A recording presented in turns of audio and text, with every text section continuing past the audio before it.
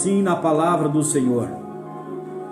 Versículo 1 do capítulo 4 de São Mateus, está escrito assim: a seguir, foi Jesus levado pelo Espírito ao deserto, para ser tentado pelo diabo. E depois de jejuar 40 dias e 40 noites, teve fome. Então o tentador, aproximando-se, lhe disse: se és o Filho de Deus, manda que estas pedras se transformem em pães. Jesus, porém, respondeu: está escrito, não só de pão viverá o homem, mas de toda a palavra que procede da boca de Deus. Então o diabo levou a cidade santa e o colocou sobre o pináculo do templo. E lhe disse: se és o Filho de Deus, atira-te abaixo, porque está escrito: aos seus anjos ordenarás a teu respeito que te guardem, e eles te sustentarão com as suas mãos, para não tropeçarem em alguma pedra. E respondeu-lhe Jesus: também está escrito: não tentarás o Senhor teu Deus. E levou ainda o diabo a um monte muito alto, e mostrou-lhes todos os reis do mundo e a glória deles. E lhe disse: tudo isso te darei, se prostrado me adorares. Então Jesus lhe ordenou: retira-te, Satanás, porque está escrito: ao Senhor teu Deus adorarás, e só a ele darás culto. E com isso o deixou o diabo, e eis que vieram os anjos e o serviram. Amém. Glória a Deus. Diante deste texto da palavra de Deus, eu quero neste momento ministrar uma palavra ao teu coração, ao coração da igreja, ao coração de todos os nossos irmãos que estão conosco até agora, estão nos assistindo. Quando nós olhamos para este texto da palavra de Deus, aqui nós aprendemos que está se tratando a respeito da tentação de Jesus, Está se tratando a respeito da tentação de Jesus, quando Jesus ele foi tentado. Não pense você, não pense eu, não pense nós, que Jesus ele era diferente de nós. Não pense você e eu que Jesus estava isento de ser tentado. A Bíblia diz quando ele vai ser tentado, a Bíblia diz que era o início do seu ministério, e Jesus agora, ele é levado, Ele é levado pelo Espírito ao deserto. Aqui nós vamos entender que ele não é levado por qualquer espírito, ele não é levado pelo espírito do homem, ele não é levado por qualquer espírito, mas você vai ver que nas Escrituras, quando você vê escrito Espírito com letra maiúscula, sabe de quem que está falando?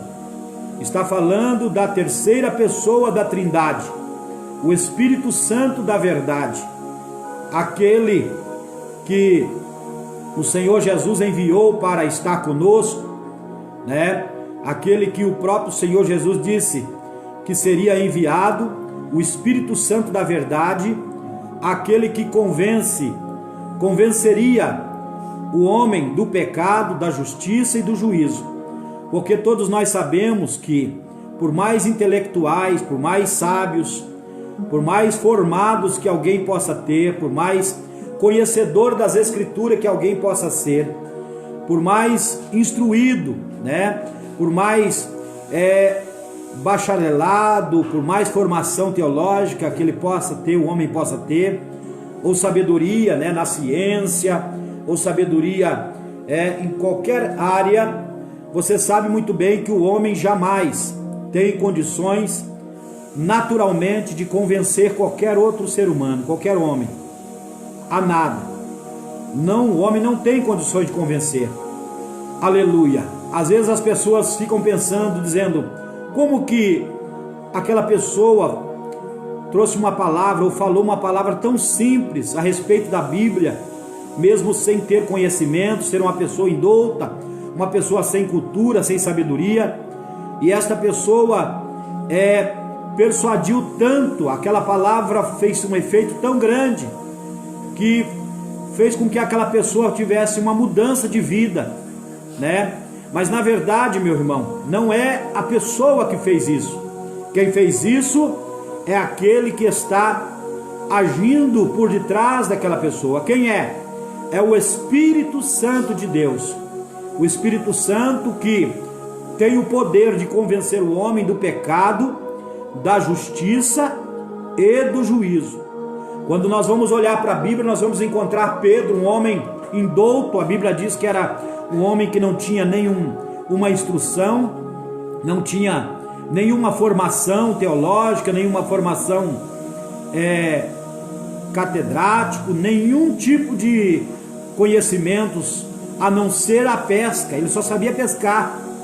Mas nós sabemos que quando Jesus o chama,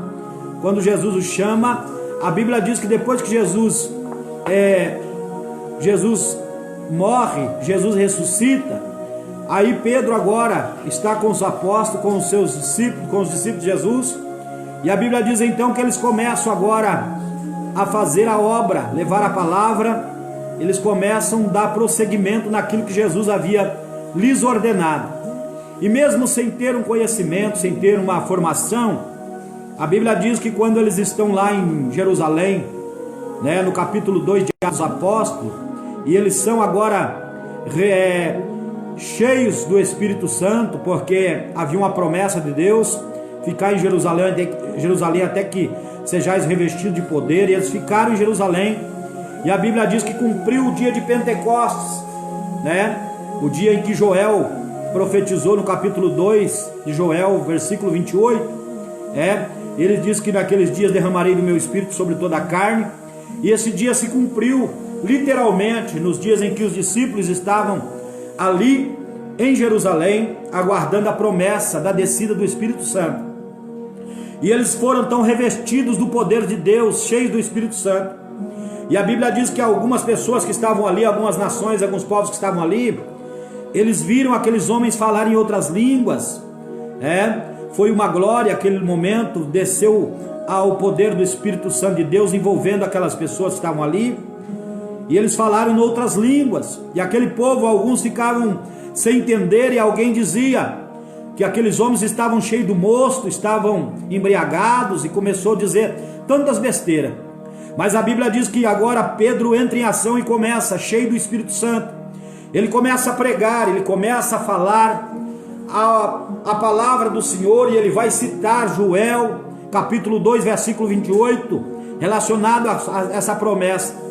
E a Bíblia vai dizer então que naquela pregação dele para aquele povo, a Bíblia diz que mais de 3 mil, aproximadamente 3 mil almas se converteram a Jesus naquele dia.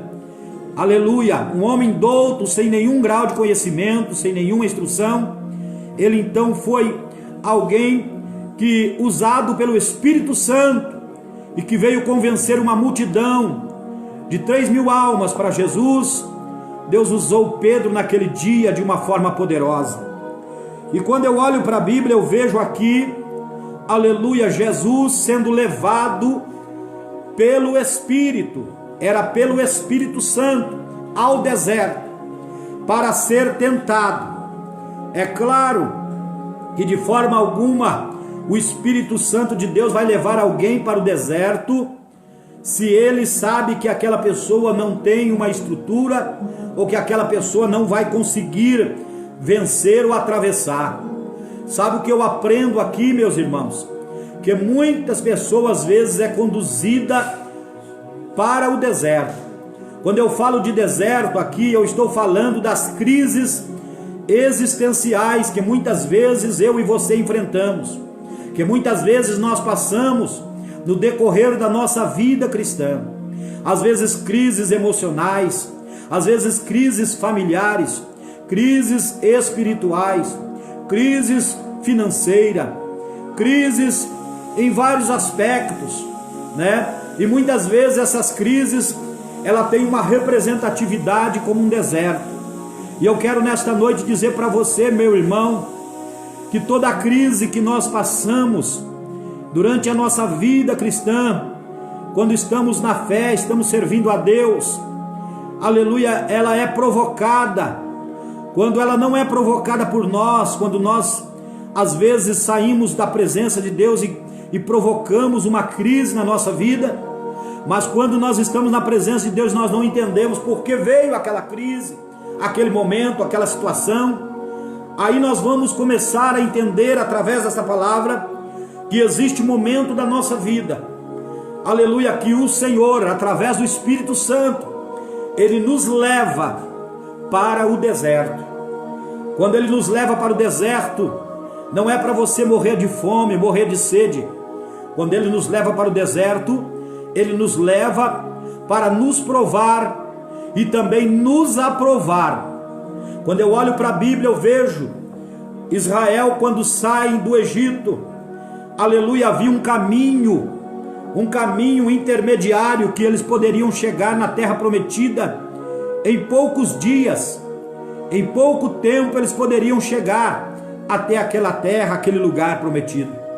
Mas a Bíblia diz que o Senhor os conduziu através de Moisés para o deserto. Sabe por quê? E eles foram pelo caminho mais longo, mais difícil, mais duro. Sabe por quê? Enfrentando as crises do deserto. Sabe por quê? Porque o caminho mais longo haveria um período de preparação. O Senhor queria prepará-los para alcançar a vitória, para chegarem, aleluia, até o lugar da bênção. E muitas vezes é isso que acontece na tua vida, meu irmão. Muitas vezes você que está iniciando a sua fé cristã, ou talvez você já é crente por algum tempo, e muitas vezes você não entende porque tanta prova, tanta luta que você passa. Mas eu quero dizer para você que Deus está te preparando para algo muito maior, algo muito melhor que está por vir na tua vida. E quando eu vejo aqui Jesus sendo levado pelo Espírito ao deserto, ele agora vai ser levado para quê? Aleluia, a primeira coisa, Jesus vai e ele vai estar jejuando 40 dias e 40 noites. A Bíblia diz que ele jejua 40 dias, 40 noites. E durante esse tempo, Jesus não comeu pão e nem bebeu água. E Jesus está agora no último dia do seu propósito, do seu jejum naquele lugar. E a Bíblia diz que ele está no deserto. Você sabe que no deserto é lugar de perigo, deserto é lugar de escassez, deserto é lugar de sofrimento, deserto é lugar de provação. E ele está no deserto agora sendo provado. Ele está agora no último dia do seu jejum. E ele, a Bíblia diz, como homem, porque a Bíblia vai dizer para nós vamos aprender na Bíblia que Jesus, ele era 100% homem, mas ele era 100% Deus. Mas quando ele estava aqui na terra, irmão, aleluia, ele tinha que vencer tudo que lhe era proposto como homem, não como Deus. Porque se fosse para vencer como Deus, era muito fácil. Porque como Deus, ele tem todo o poder nos céus e na terra. Aleluia, mas ele tinha que vencer como homem, sabe para quê? Para poder demonstrar para mim, para você, para aqueles que acompanhavam ele, aqueles que seguiam ele, que é possível um homem natural, que é possível um homem, um ser humano, sem nenhumas atribuições divinas, sem nenhuma poder sobrenatural, vencer o maligno, vencer o pecado, vencer a potestade, vencer as trevas, vencer as crises e alcançar êxito e alcançar a sua vitória. E Jesus então está agora para dar exemplo disso. Jesus está como homem sendo tentado no deserto. Jesus estava com fome como homem, porque como homem Jesus teve fome. Jesus como homem teve fome, mas como Deus ele disse: eu sou o pão da vida. Jesus como homem ele teve sede, mas como Deus ele diz: eu sou a água viva que jorra do trono de Deus. Aleluia. Como homem Jesus também chorou, mas como Deus ele enxugou todas as lágrimas. Louvado seja o Senhor.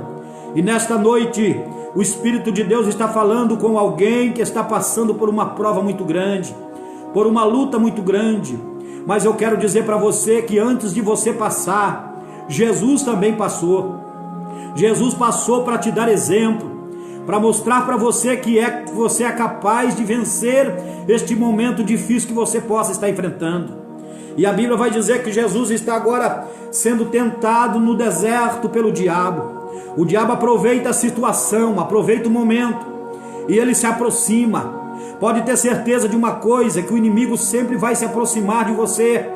Aleluia, não pense que quando você está jejuando, orando, consagrando a sua vida, aleluia, o inimigo vai estar longe de você ou vai fugir de você. Não, é o momento que ele vai se aproximar de você. Sabe para quê? Aleluia, porque ele sabe, aleluia, que naquele momento o teu espírito está forte, mas a sua carne ainda, ela tem uma certa fraqueza, e ele vai lutar para tentar destruir você no propósito que você tem colocado diante de Deus. E naquele momento que Jesus está ali, aleluia, o inimigo se aproxima dele, o diabo se aproxima de Jesus, e ele observa, e ele vê, aleluia, porque ele vem observando Jesus. O inimigo vem observando a tua vida, desde quando você acorda de manhã, desde quando você vai para o seu trabalho, desde quando você vem para a sua casa, desde quando você vai para a escola, para a faculdade, com os seus amigos. Aleluia, o inimigo vem te observando. Ele fica 24 horas observando você, para encontrar em você uma falha, para encontrar em você uma brecha, para encontrar em você uma lacuna, para que ele possa entrar e fazer aquilo que ele quer fazer, que é destruir a tua vida, tirar você do foco, tirar você da presença de Deus. E quando eu olho aqui, eu vejo, aleluia, que Jesus está sendo observado pelo adversário. Ele sabia, o adversário, que Jesus estava ali há 40 dias já, ali jejuando, e ele sabia que como homem Jesus estava com fome, ele sabia que Jesus tinha fome também. Então ele olha para, aleluia, se aproxima de Jesus e olha para Jesus e diz: se tu é realmente o Filho de Deus, manda que esta pedra se transforme em pão. E Jesus olha para ele, aleluia, talvez o seu lado humano, o seu lado físico até gostaria, aleluia, de, aleluia, comer um pão naquele momento, mas ele olha para a astúcia do inimigo. Sabe por quê? Porque se Jesus agora transforma aquela pedra em pão, irmão, ele está saindo da lógica, para a qual ele foi chamado, aleluia, porque ele foi chamado para vencer como homem, não como Deus. Se ele usa o poder que ele tinha como Deus de transformar a pedra em pão, ele estaria, aleluia, saindo do propósito de Deus, estaria jogando por água abaixo tudo aquilo que Deus planejou para com ele, através dele, para com a humanidade. Então o inimigo vai lutar em cima desse propósito e vai dizer para ele: se tu és o Filho de Deus, manda que esta pedra se transforme em pão. Jesus olha para ele e diz assim: nem só de pão viverá o homem, mas de toda a palavra que procede da boca de Deus. Aleluia, a primeira, aleluia, fase, Jesus vence na palavra. A primeira fase, Jesus vence na palavra. Sabe o que é que Deus está dizendo para você? Aleluia, mesmo estando fraco, mesmo estando passando por luta, não deixe de comer esta palavra, não deixa de ler esta palavra, não deixa de meditar na palavra do Senhor, não se aparte desta lei, diz o Senhor diz para Josué: Josué, eu sou contigo, como eu fui com Moisés, eu serei contigo, mas não se aparta do livro desta lei, medita nele de dia e de noite. Aleluia. Sabe por que Deus está dizendo isso? Porque se tu estiver, aleluia, com a sua vida espiritual alimentada na palavra de Deus, pode vir o deserto, pode vir as crises emocionais, as crises em qualquer situação na tua vida, você vai ser um vencedor. E quando Jesus agora vence, no primeiro round aqui, ele vence na palavra, o inimigo se arreda, mas ele não desiste. Eu quero dizer para você que o inimigo muitas vezes, ele se afasta por um momento, mas ele não desiste, ele persiste ainda, e ele então agora, ele vai prosseguir, Então a Bíblia vai dizer que o diabo levou a cidade santa e o colocou sobre o pináculo do templo, lá no topo do templo, e ele disse: se és o Filho de Deus, atira-te daqui abaixo, porque está escrito: aos seus anjos ordenarás a teu respeito, que te guarde ele, e te sustentarão nas suas mãos, para que não tropece em alguma pedra. Sabe quando ele vai citar isso aqui, irmão?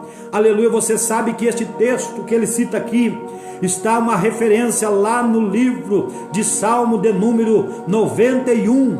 Aleluia, o que eu quero dizer com isso é que muitas pessoas estão achando que o inimigo, ele é vencido porque você tem aí uma formação teológica, porque você é bacharel, porque você tem, aleluia, um conhecimento profundo nas escrituras, porque você tem um certo grau de escolaridade, você é uma pessoa muito culta, você é uma pessoa muito bem inteligente, sábia. Mas eu quero dizer para você que o diabo não tem medo de canudo, o diabo não tem medo de canudo de formatura. Você não consegue nunca vencer o inimigo através da sua sabedoria, do seu conhecimento. Você só pode vencer o inimigo através de duas coisas: através da palavra de Deus, mas através também da unção do Espírito Santo, que deve estar na tua vida. Louvado seja o nome do Senhor.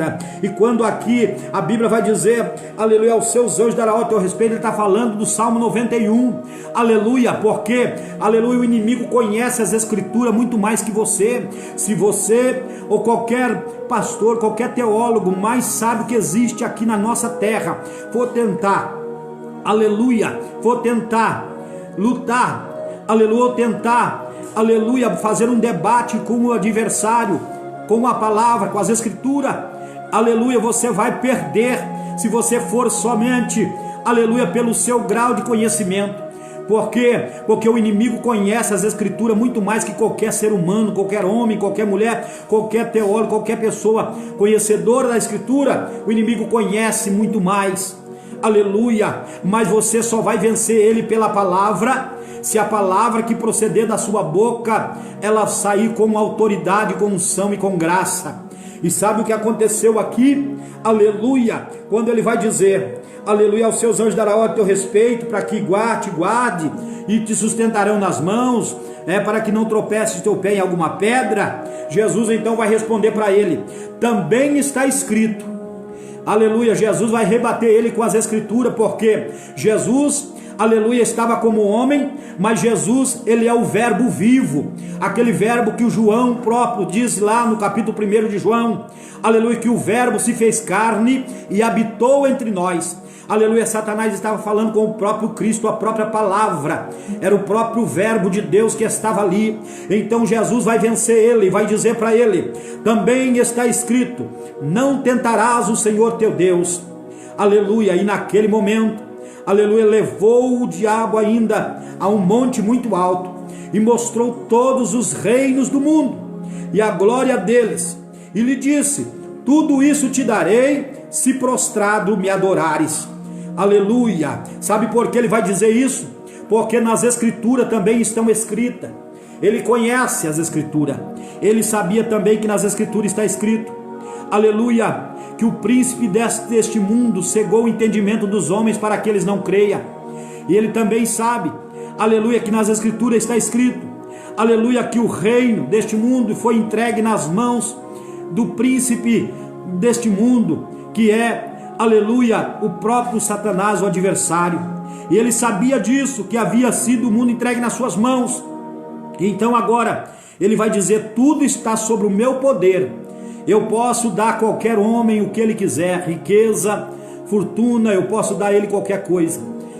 E é por isso que você vê muitas pessoas, quando ela começa a obter fama, você vai ver muitos artistas, você vai olhar para as histórias do mundo, você vai ver que muitos artistas que tiveram grande sucesso, que hoje são os ícones da música, são aí os reis do pop e outras coisas mais, são pessoas, alguns deles já partiram, são pessoas que antes eram servos de Deus, andavam na presença de Deus, eram levitas na casa do Senhor, mas depois que a fama chegou, o diabo os iludibriou eles, ao ponto de cegando-lhes o entendimento, e eles então agora começaram a serem induzidos e levados, aleluia, a fazer de acordo como o inimigo queria.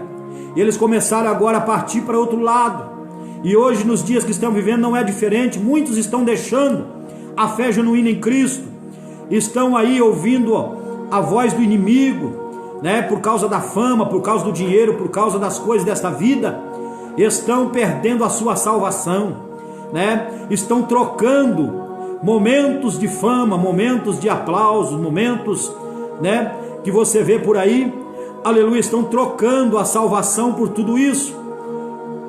Mas a Bíblia vai dizer que o inimigo, quando ele faz essa proposta a Jesus, na mente dele, ele pensava: Jesus, ele é homem também, ele despiu da sua glória, mas ele está aqui como homem, aleluia. Eu sei, o próprio inimigo vai dizer: eu sei que o homem, ele prevarica por causa de um bocado de pão, eu sei que o homem, ele troca qualquer coisa pela fama, para ser famoso, para ser alguém, para ser reconhecido, né? É por isso que você vê muitas pessoas aí trabalhando dia e noite. Muitos estão frustrados, muitos estão depressivos, ansiosos, estão vivendo uma ansiedade demasiada ao ponto de entrar em depressão, trabalhando noite e dia, não se saciando com aquilo que conquista. Se compra um carro, quer comprar dois. Se compra um carro 2020, já está pensando no 2021. Estão desesperados, nada sacia, né? Quanto mais tem, mais quer. Avarentos, homens que não têm misericórdia, homens que vivem um coração nas coisas deste mundo, amando mais o dinheiro, amando o Deus Mamon, amando mais as coisas da vida, as coisas deste mundo, e se esquecendo das coisas de Deus. Então o inimigo sabia que o homem prevaricava por qualquer coisa, mas ele esqueceu que Jesus não era um homem comum, aleluia. Ele não era um homem comum porque ele não nasceu da vontade da carne, ele não era um homem comum porque ele não nasceu da vontade, aleluia, ou do relacionamento de um homem e uma mulher, mas ele nasceu, aleluia, gerado no ventre de uma mulher, mas foi gerado pelo Espírito Santo. Ele não provou pecado, não tinha pecado, aleluia, nunca pecou, nunca houve nenhuma palavra torpe da sua boca. Então ele estava falando com alguém que era o próprio Verbo, o Verbo de Deus, encarnado, mas era o Verbo de Deus.